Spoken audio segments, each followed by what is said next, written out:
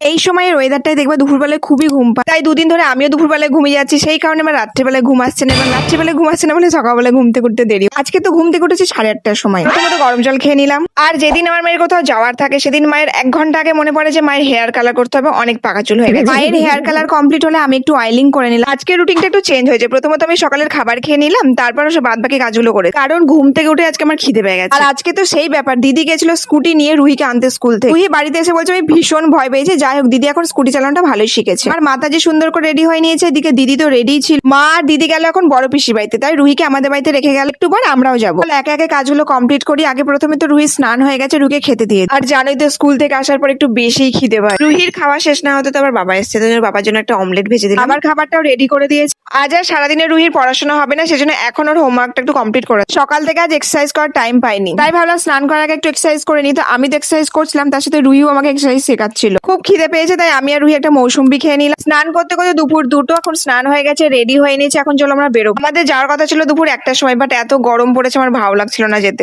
এই যে আমি, ভাই, রুহি বেরিয়ে গেছি। প্রথমে আমরা যাবো পেট্রোল পাম্প। তোমরা কি একটা জিনিস খেয়াল করেছো, রুহিকে কিন্তু আমার টি শার্ট গুলো পরে বেশ ভালোই লাগে। আমার মাথাতেই ছিল যে আমি দুপুর বেলায় বেরোচ্ছি, রাস্তা রোদের সাথে ধুলো ফিরে একদম কালুয়া হয়ে চলে এসেছি। আর দেখো পিসির বাড়িতে এসে কার সাথে দেখা হয়েছে, সে কিউটি পাইটা। দুপুরের খাওয়া দাওয়া করতে করতে টাইম হয়ে যায় 3:30। তারপর একটুখানি থেকে আমরা 5টার দিকে চলে আসি বাড়ি। আমি আর রুহি এসেছি, বাদ বাকি সবাই ওখানেই আছে, কারণ রুহি ড্রয়িং আছে এখন 5:20 থেকে। রুহিকে ড্রয়িং এ দিয়ে আসার পর আমি সন্ধ্যা দিয়ে নিলাম। এখন বাড়িতে একাই আছি, তো বাড়ির এদিক ওদিক একটু গুছিয়ে বেড়াচ্ছিল। একটা কথা শুনে অনেকেই হাসবে, কি বলতো, এই যে আমি এত বড় হয়ে গেছি, তাও আমি বাড়িতে একা একা থাকতে পারি না। আমার একটু কেমন কেমন লাগে, ভয় লাগে না, বাট একটু কেমন লাগে, তাই একটু নিজেকে ব্যস্ত রাখছিলাম ওই আর কি। ড্রয়িং শেষ 7:20। চলে এখন ওকে নিয়ে আসি। বাড়ি আসার পর ভেবেছিলাম আর পিসির বাড়ি যাবো না রাত্রিবেলায়, বাট রুহিরও যাওয়ার ইচ্ছা ছিল, আমিও বাড়িতে বোর হচ্ছিলাম, তাই চলে এসেছি আবার পিসির বাড়িতে। এখানে এসে দেখি কীর্তন শুরু হয়ে গেছে, সবাই মন দিয়ে কীর্তন শুনছিল। আর এইদিকে দেখো সবাই সবজি কাট, ভাই, দিদি, বৌদি সবাই মিলে কাঁঠাল কাটছিল, আর আমি এদিক ওদিক ঘুরে বেড়াচ্ছিলাম আর দেখে বেড়াচ্ছিলাম। তো চলো, অনেক রাত্রি হয়েছে, এখন খাওয়া দাওয়া করে বাড়ি যেতে হবে। তো এখানে আমরা সবাই মিলে খেতে বসে গেছি।